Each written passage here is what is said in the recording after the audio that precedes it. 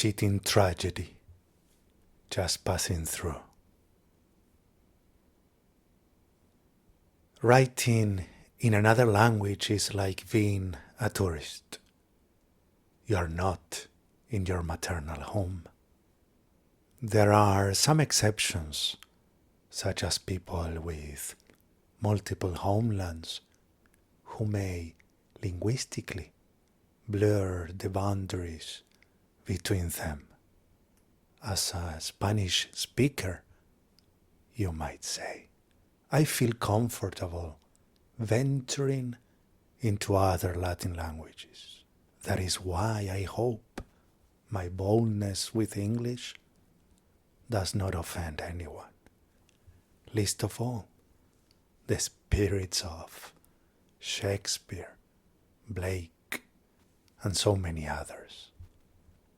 During my years in Dublin, I met many writers and discovered, in the land of Joyce, Shaw, and Yeats, I lived just around the corner from his birthplace. The pleasures of English literature. However, in my childhood, I resisted learning the language due to the British occupation of the Malvinas Islands. It was a teacher who explained to me that its inhabitants were Argentinians who spoke English, and that if I ever wanted to interact with them or argue for the islands in international forums, learning the language would be my best option. In my teenage years, I wanted to understand the lyrics of John Lennon, Johnny Cash, and Jim Morrison. Every unfamiliar word sent me to the dictionary. Learning another language is ultimately learning another culture, but also by exploring different grammatical structures and idiomatic expressions, one's own language is enriched, just as traveling transforms us when we return home. Here are some poems I originally wrote in English, as well as others that I translated or that have been translated for me. The very first poem I wrote in English, it was called Cheating Tragedy. That gives the title to this book.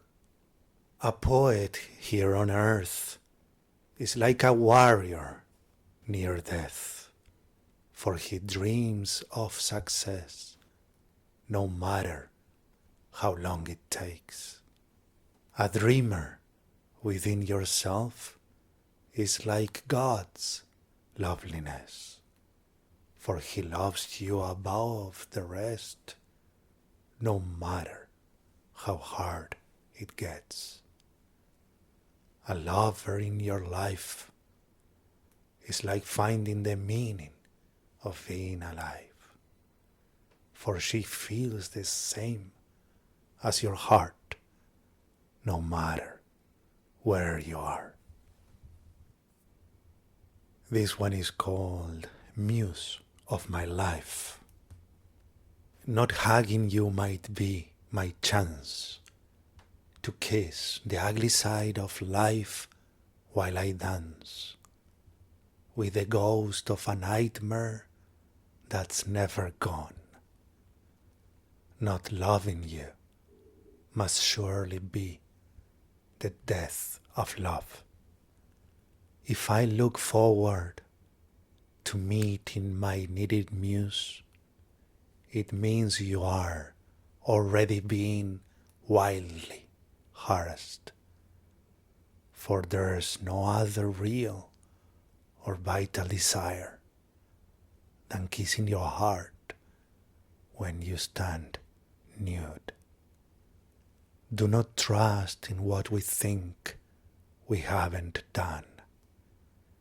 free the wings of those trembling inner feelings that whisper how much better it will be if we finally see that true love soars like a seagull at night beyond the sun. I used to know a lot of poems by heart.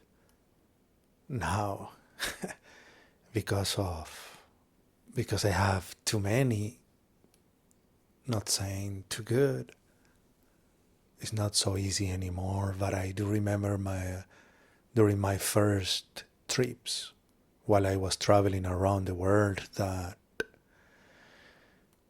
I used to try to surprise with this poem that I wrote as a teenager, especially with people that I couldn't surprise with my Spanish poems. So this is one of the poems that I recited more than any other when we talk about English language. Tears. Does anybody know why I'm here? I need to explain it to my tears. What to do with all these fears that always feel so near? Do you think I meant to die? Tell me the truth. Don't feed me lies. What's the meaning of being alive when so many just say goodbye?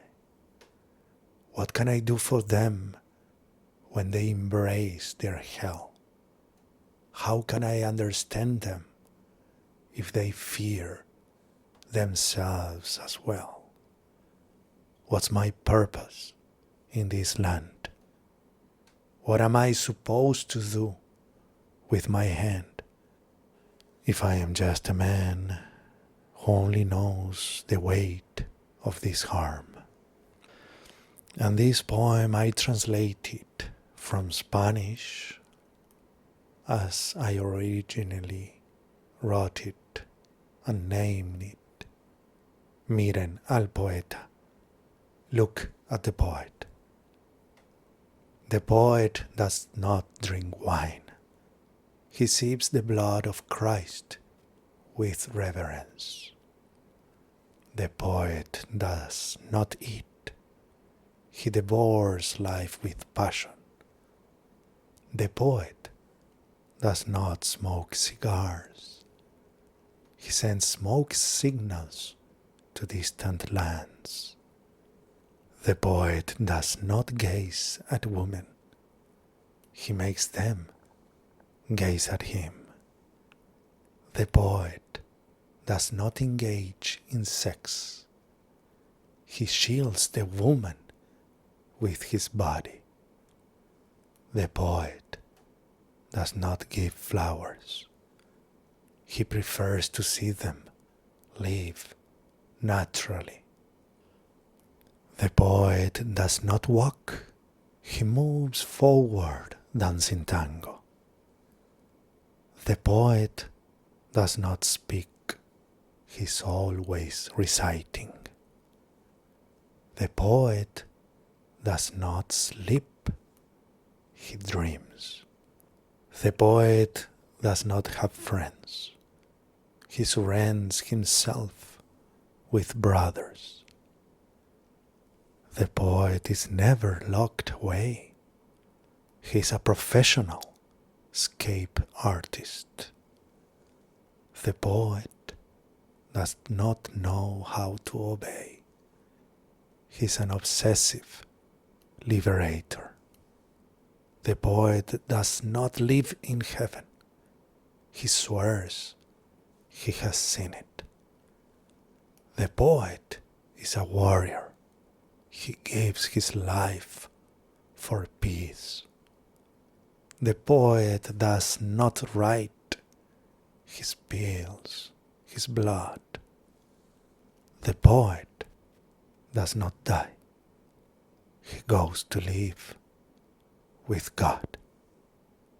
Thank you.